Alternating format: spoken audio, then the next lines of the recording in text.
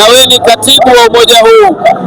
Kipi hasa unajionea fahari usiku wa leo baada ya kufanya uzinduzi huu? Najionea fahari kwa sababu kuwakusanya wasanii wenye karia tofauti tofauti katika sanaa zao wakawa pamoja kutaka kwa jambo la pamoja, kwetu sisi ni faraja, kwa sababu lengo letu ni kufungua fursa za serikali, na fursa za serikali kuzifungua kwa mtu mmoja mmoja ni kitu kigumu. Serikali ya Mama Samia imejikita zaidi kwa vijana wanaojitengeneza kwenye makundi kwa ajili ya kuangalia structure ya vision, malengo yao marefu. Kuona sisi baada ya kuona mama ameweza kuziona vijana kupewe fursa, na sisi tumeona tupambane. Katika kupambana, hatua ya kwanza Rufiji tumeona tutengeneze umoja wa wasanii Rufiji, ili mradi tu tuwe na sauti moja, tuwe na uwezo wa kuzungumza lugha moja. Kipi hasa unadhani faida kubwa itakuwepo kwa wasanii kujiunga na umoja huu?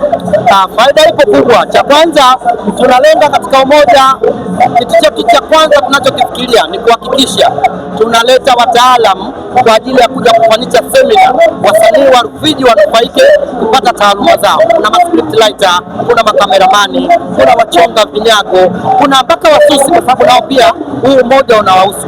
Kikubwa tu ni mtu kujitambua kama naye pia anafanya kazi ya sanaa, basi mafanikio yapo tukiwa tuna join pamoja. Manake elimu itapatikana, katika elimu manake tutafungua fursa.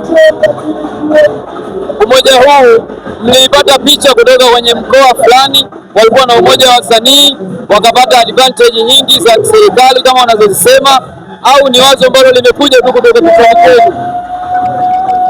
Kiukweli ni wazo tu ambalo limekuja, na sababu ya kuja wazo hilo, tuliamini kabisa katika nguvu ya mtu mmoja mmoja uweze kufaulu.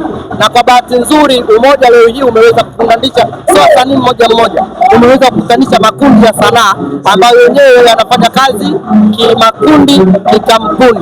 Lakini Mungu leo anabariki, tunaenda kutengeneza umoja mmoja ambao utakuwa una nguvu kubwa zaidi. Kipi kikubwa ambacho nadhani serikali inaweza ikawapa nyinyi kama advantage kwenu kwa kuwa na umoja wa wasanii? Serikali ina nafasi ya kutupa hiyo advantage kwa sababu swala la tasnia ya filamu, swala la tasnia ya muziki, swala la tasnia ya ususi, kwa asilimia kubwa wanaofanya ni vijana, na serikali sasa hivi inaangalia kabisa namna ya kupambana na nguvu kazi ya vijana. Vijana wakikosa ajira wanadanganyika, wanarudulika. Mimi siamini kama kila kijana angekuwa na kazi, angekuwa na ajira yake ya kudumu, angeambiwa aende barabarani, akaacha kazi akaenda barabarani.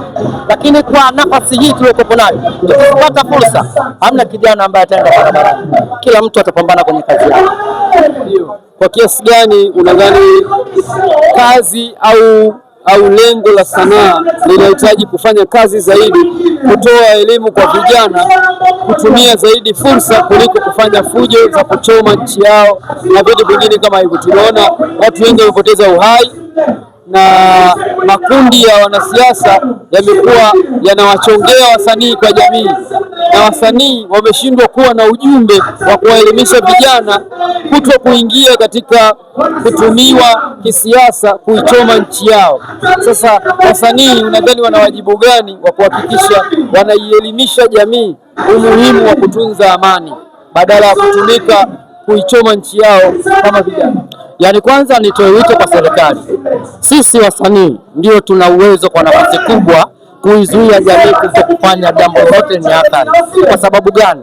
Ukitaka kujua kama wasanii tuna nafasi, leo hii asilimia kubwa ya waliofanya fujo wanamwacha kimbaka msanii mkubwa Harmonize, Diamond, wanamlaumu. Kwa nini? Wanahisi ana power ya kuwasemea.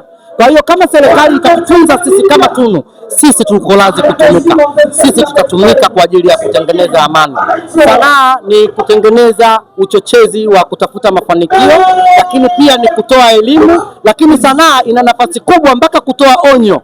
Sanaa inaleta tahadhari. Kuna uwezekano tukaona mmong'onyoko wa maadili, lakini sisi kwa sababu tumeona tukafanya kitu kama tahadhari. For this time, kwa huu moja, mimi kwanza leo nimefurahi sana. Kwa sababu gani? Hata watu wa serikali tupo nao, kwa uhakika wameweza kukesha na sisi kuanzia kutoka asubuhi mpaka usiku. Maana yake serikali ipo pamoja na sisi, na sisi hatuwezi kukubali kuwadondosha. Tutainuka nao, tutaitengeneza nchi yetu. Tanzania ni amani ndio inatufanya tuendelee kuwa hai, kuwa na amani, tuweze kustawi, tuweze kutembea saa 5 usiku, saa 7, saa 8. Kongo kuna uwezekano mpaka fundi viatu anaosha viatu, lakini hapa chini tayari naye ana bunduki yake. Akisikia kimewaka anaacha kiatu, anabeba bunduki. Lakini sisi tunaishi, yani tunaona tu Wasukuma tunatembea na masime hapa na wala hawamzuru mtu. Ni raha ya amani.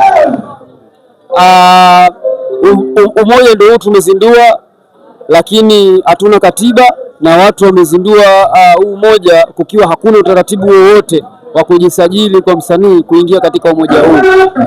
Kipi hasa unadhani umoja wa wasanii wanatakiwa wafanye kutengeneza utaratibu wa watu kuingia kujisajili na pia umoja kuwa na katiba yake? Ya kwanza kwa hilo, kwanza tunamshukuru afisa utamaduni, amekuwa ni mtu anayepambana na sisi bega kwa bega, ametupa elimu kuhusu kujitambua. Kujitambua ndio kunatokana pia na kujisajili. Kwa bahati nzuri makundi haya tunakusanya asilimia kubwa yamejisajili, lakini sasa tunatakiwa kwenda kusajili umoja, na kwa bahati nzuri Mwenyezi Mungu leo ameleta tunu, tunafanya uzinduzi hapa, lakini tayari tuna rasimu ambayo imetengenezwa na wanasheria ya umoja wa wazinduzi. Maana yake tukimaliza uzinduzi tuna kazi ya kukaa chini na rasimu pamoja na wadau wote kujenga katiba ambayo inaenda kutupeleka kuwa rasmi katika swala la uzinduzi, katika swala la usajili. Mimi nikushukuru sana. Na zaidi kikubwa zaidi, kwanza nawashukuru pia nanyi. Tunategemea online TV zitubebe.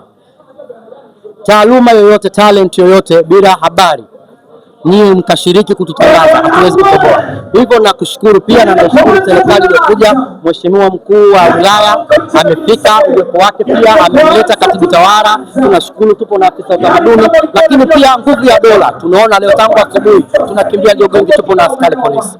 Automatically sisi wenyewe tumeona tuna urafiki na polisi. Hii inatujenga kwamba kumbe polisi sio mtu mbaya, ni mtu ambaye tunaweza kukaa naye, kupanga naye na kupangwa naye. Tunashukuru sana, asante. Asante sana. Huyu Director Zomba, Director Chomba, tulikuwa naye kupitia Burundi TV.